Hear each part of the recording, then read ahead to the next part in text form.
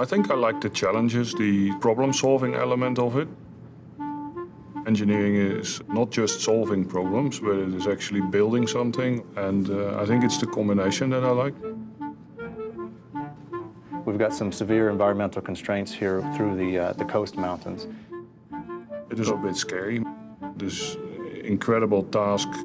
When you're looking for the best site and when you're early in the piece, you don't want to lead any competitors or others to where you are looking. It is a race. It is a race against others in other locations in the world. I was looking for a piece of flat land of 300 hectares close to deep water. How many sites are we then looking at? Just a little over 500 different locations that would meet that initial criteria. Where do you start?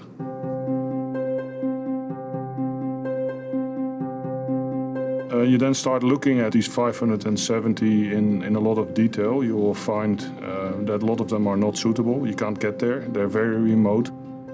The task was to find a site in British Columbia to build a large LNG plant. There were large quantities of natural gas discovered. Getting that to the coast, liquefying it, putting it on a ship, only 10 days sailing away from the Asia-Pacific market for LNG.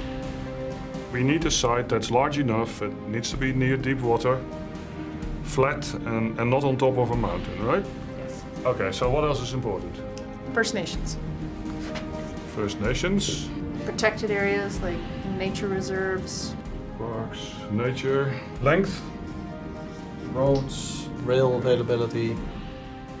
If you were building pipelines through here, you've got some very long stretches where you're following or going through the mountains. Sites around Kitimat really minimize the overall length. We know we really need to go as far inland in the north as we can because that results in the shortest pipeline and avoids a lot of the coastal mountains. So I think this is the area to focus on. And then at some point there are a few sites that begin to stick out. You want to actually go there and have a look for yourself and put boots on the ground, as we call it. We hired a helicopter, flew over the mountains around it and had a good look at it from the air, from the water, from the land. We were already quite convinced that Kitimat was the right area when we went there. I think with hindsight it is an obvious choice, but yeah, it takes a lot of effort to develop the hindsight. I'm still impressed how they ever found this thing in the 50s when Rio Tinto actually went there. It's amazing how they did that way back then, without Google Earth, I should say.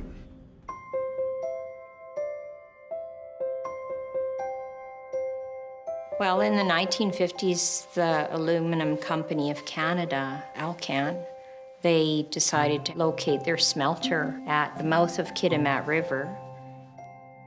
They wanted to ship their aluminum overseas. It's very similar to what's going on now. Of course, everyone's looking for a terminus in Canada to ship their product out. They found that the Haisla Nation were here at Kitimat Village. Haisla Nation, of course, have been here for generations. This is their traditional territory. The entire land was covered in virgin forest. That was a very big challenge. I think that in the 50s, it was all about surmounting the wilderness, conquering the wilderness, and nowadays you have to work with the environment. It's a very pretty and beautiful environment. The water there, you got the mountains, you got the white of the snow even in summer, and you got all the forest, and it's absolutely magnificent out there. And that certainly is something that needed to be protected. We would have to be extra super careful with that environment. But also it has a town there. The town was designed to be expandable.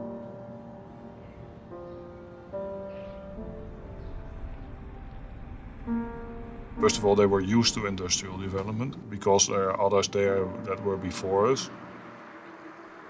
I'm very honored to be here today to witness We also talked to the Haisla, the local First Nation, and that certainly was an important factor. The Haisla were quite welcoming. They knew about LNG because of competitors that have already been in that area. We did look at a number of sites in Kitimat, but then the site that we have selected now, right from the start as the best site, and in the end we managed to get that.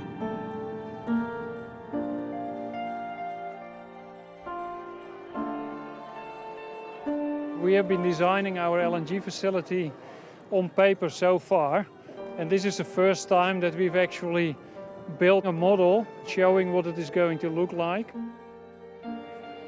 That helps people to relate to it and understand how big it is, how far it is from their home, and what they can expect in the coming years of what is going to be built here.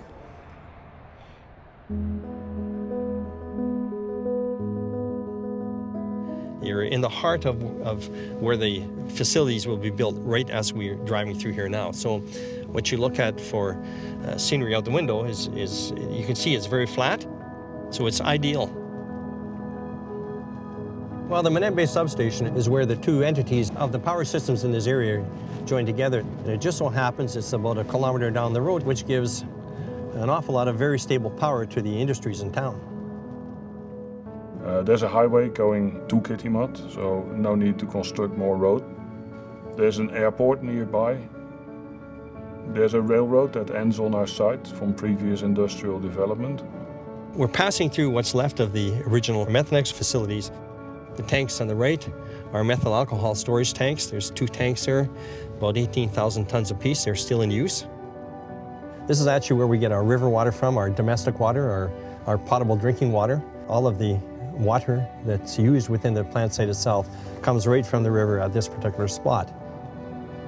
So we're right in the middle of wildlife territory. We have black bears, grizzly bears, moose. This stream is Anderson Creek, and this is just about the southern boundary of where the plant site is actually going to go. This is it's quite a stream in the summertime. In mid-July, there's more salmon in the creek than there are rocks. They have to look at the environment. They have to have their environmental permits in place. They have to look at the fish. They have to look at the wildlife. They have to look at the ground structure itself, even, you know, whether the ground can handle the buildings. It's a very sheltered port at the end of the Douglas Channel. In the summertime, if you were looking down the channel, you'd see killer whales. In the fall, you'd see humpback whales. And in fishing season, you'd see an awful lot of people out there trying to get lucky.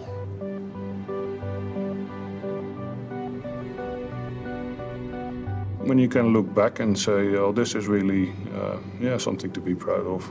I think that's the moment of happiness for an engineer. We found it, that this is the best site in our opinion.